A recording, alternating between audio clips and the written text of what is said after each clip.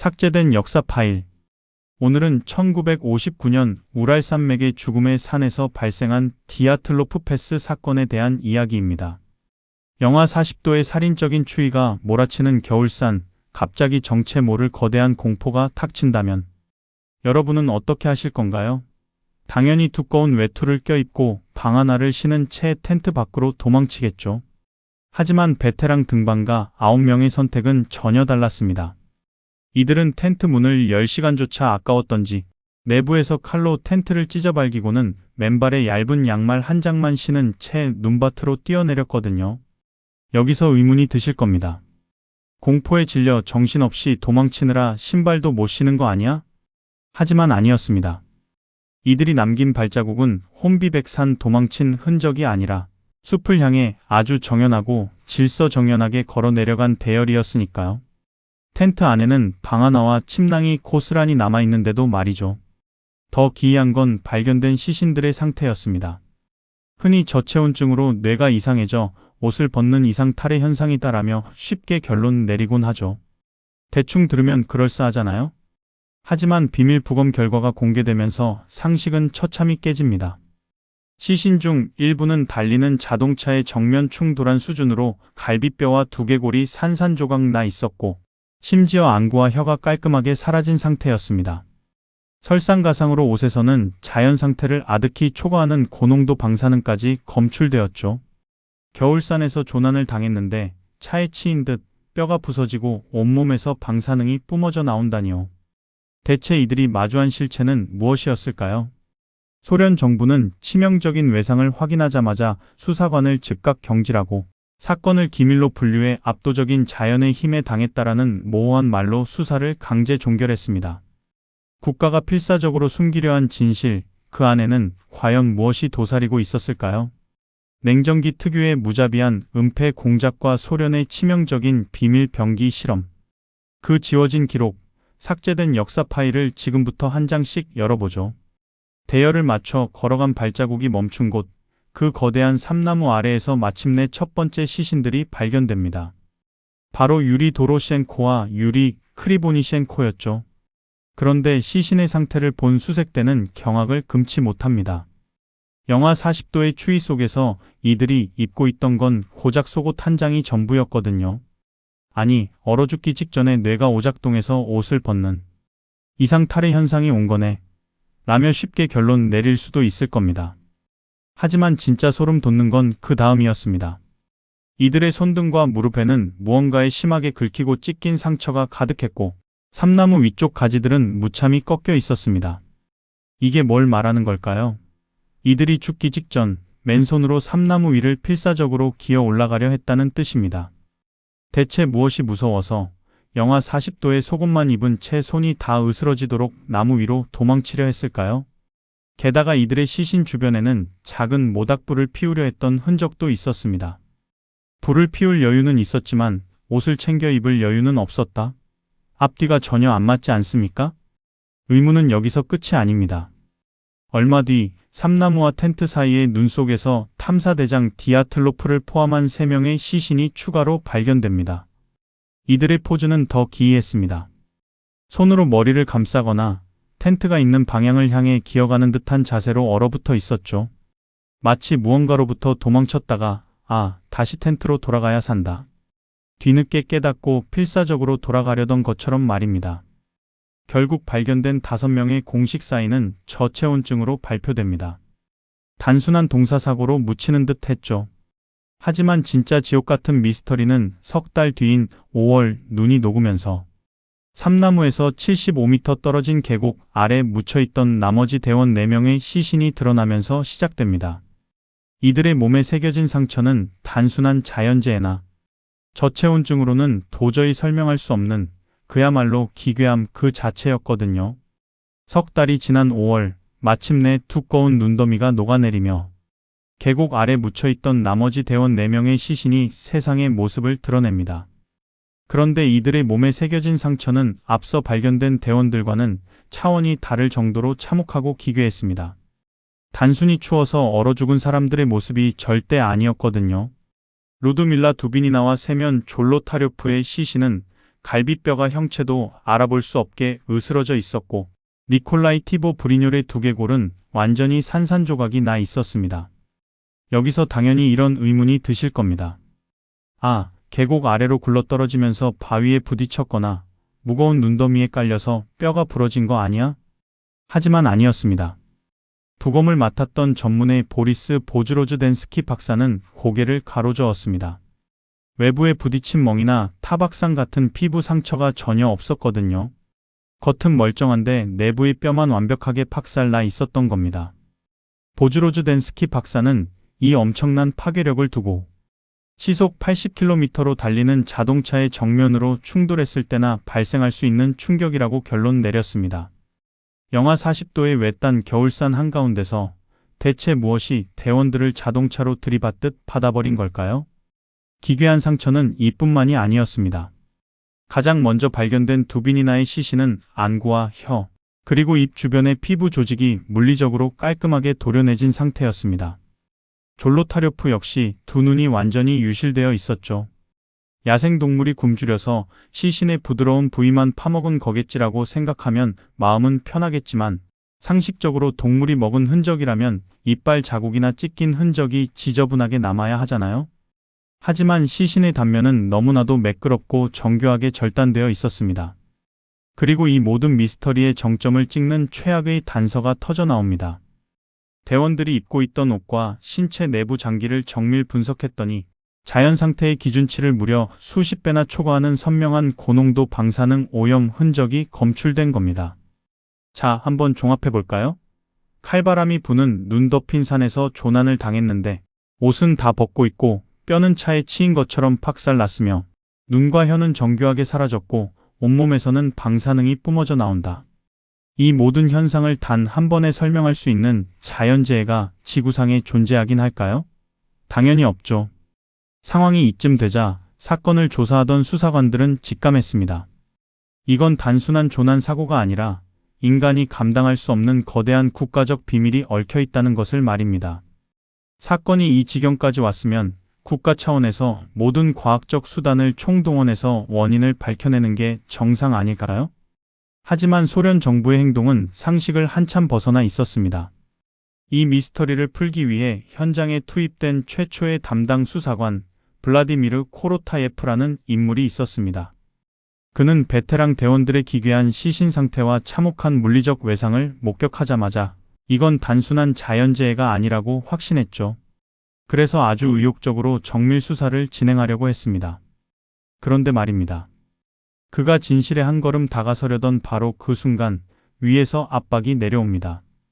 소련주 검찰청이 코로타예프 수사관을 아무런 명분도 없이 수사 일선에서 즉각 축출해 버린 겁니다. 아니, 수사를 잘하고 있는 사람을 왜 갑자기 잘라버려? 뭔가 트롤짓이라도 한 거 아니야? 이렇게 생각하실 수도 있겠지만 진짜 이유는 따로 있었습니다. 코로타예프가 발견한 단서들이 국가가 기를 쓰고 숨겨야만 하는 비밀 파일의 표지를 건드려 버렸기 때문입니다. 실제로 그의 뒤를 이어 사건을 맡은 레프 이바노프 수사관에게는 상부로부터 아주 명확하고 무시무시한 지침이 내려왔습니다. 수사 과정에서 나오는 모든 특이사항과 보고서는 무조건 극비로 분류하고 민간에 절대로 유출하지 말라는 명령이었죠. 수사팀의 입을 완전히 막아버린 소련 당국은 사건 발생 불과 몇 달 만인 1959년 5월 아주 황당한 결론을 내리며 수사를 강제로 종결해버립니다. 그들이 공식 문서에 남긴 단 한 문장은 이것이었습니다. 대원들은 정체불명의 압도적인 자연의 힘에 의해 사망했다. 자, 여러분. 세상에 어떤 자연재해가 사람의 뼈를 자동차에 치인 것처럼 으스러뜨리고 옷과 장기에 고농도 방사능을 묻혀놓습니까? 이건 그냥 우리가 다 숨길 테니까. 너희는 더 이상 알려고 하지 말라고 대놓고 선언한 것이나 다름없었습니다. 실제로 수사가 끝난 직후 디아틀로프 패스 주변 반경 수십 킬로미터 지역은 민간인 출입이 완벽히 통제되는 금지 구역으로 지정되었습니다. 수사 기록은 비밀 창고 깊숙한 곳에 봉인되어 수십 년 동안 빛을 보지 못했죠. 국가가 나서서 이토록 철저하게 흔적을 지우려 했던 진짜 이유는 과연 무엇이었을까요? 사실 이들이 숨기려 했던 진실의 꼬리는 엉뚱하게도 대원들이 찍었던 카메라 필름과 당시 현장 주변을 목격했던 또 다른 목격자들의 진술에서 잡히기 시작합니다. 소련 정부가 그토록 필사적으로 수사를 덮으려 했다면 그날 밤 우랄 산맥에서는 정말 아무도 본 사람이 없었던 걸까요? 사실 진실을 목격한 눈들은 따로 있었습니다. 참사가 발생했던 바로 그날 밤 사건 현장에서 약 50km 떨어진 곳을 비행하던 또 다른 탐사대원들과 기상 관측소 직원들이 공통으로 목격한 기이한 현상이 있었거든요. 그들은 북쪽 하늘, 그러니까 디아틀로프 대원들이 있던 홀라트 샤흘산 방향에서 의문의 오렌지색 발광 구체가 떠올라 천천히 이동하는 것을 똑똑히 목격했다고 진술했습니다. 에이, 그거 그냥 야간에 착시 현상이 일어났거나 흔한 별똥별 같은 거 아니야? 이렇게 치부하기엔 목격자가 한두 명이 아니었습니다. 심지어 군 부대 관계자들까지도 그 빛을 봤다고 인정했으니까요.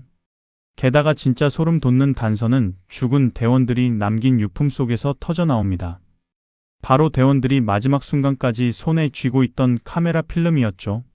소련 당국이 압수한 필름을 현상해보니 대부분은 즐거운 등반 사진이었지만 딱 한 장의 사진이 수사관들을 충격에 빠뜨렸습니다. 어두컴컴한 암흑 속에서 정체불명의 강렬한 빛 덩어리가 소용돌이치며 찍혀있는 사진이었습니다. 흔들린 초점 너머로 찍힌 그 기괴한 불빛은 목격자들이 말한 오렌지색 구체와 너무나도 일치했습니다. 이 사진은 대원들이 죽기 직전 텐트 안에서 그 의문의 불빛을 보고 저게 뭐지? 하면서 카메라 셔터를 누른 마지막 기록이었던 셈입니다. 여기서 우리는 앞서 발견된 가장 기괴한 증거, 고농도 방사능을 다시 떠올려야 합니다. 왜 산악인들의 옷에서 방사능이 나왔을까요? 답은 간단합니다. 대원들이 목격하고 필름에 담았던 그 오렌지색 구체가 단순한 자연현상이 아니라 방사능 물질을 뿜어내는 어떤 정밀한 무기였기 때문입니다. 실제로 참사 현장 주변의 삼나무와 주변 식물들은요, 마치 강력한 열기에 노출된 것처럼 완전히 변색해 있었고, 시신들의 피부 역시 기이하게 태닝된 듯한 짙은 갈색을 띠고 있었습니다. 하늘에서 쏟아진 의문의 불빛, 타버린 삼나무, 그리고 시신에 남겨진 고농도 방사능과 자동차에 치인 듯한 무시무시한 충격력까지 이 모든 기괴한 퍼즐 조각들이 가리키는 방향은 결국 단 하나밖에 없었습니다. 대원들은 사람이 가서는 안 될 시간, 국가가 극비리에 추진하던 무시무시한 비밀 병기 실험의 한복판으로 제 발로 걸어 들어갔던 겁니다. 그렇다면 당시 소련이 그곳에서 은밀하게 진행했던 비밀 실험의 정체는 과연 무엇이었을까요? 지도를 넓혀서 보면 답이 나옵니다.